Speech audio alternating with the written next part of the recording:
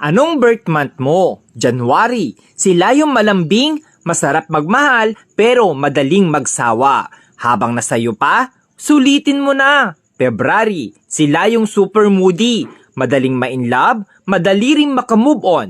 Sweet, ma-effort, lalo na pag mahal niya talaga. March. Sila yung malambot ang puso, madaling lambingin, masarap mahalin, pero grabe kung magalit, mabilis mag-move on. April, sila yung grabe magmahal, todo bigay, todo effort, tahimik pero mainitin ang ulo. Mahilig tumingin sa iba pero ikaw lang mahal niya. May, madaling mainis pero mabilis pasayahin. Maliit na effort mo, natutuwa na. Palaging may love life pero palaging niloloko. June, mahilig talaga mga liwa, pero kapag nakita na niya yung taong mahal niya, loyal kung loyal yan. Masayahin pero doble ang sakit ang kayang ibalik sa'yo once nasaktan mo. July, sila yung mga taong hindi mabilis magtiwala.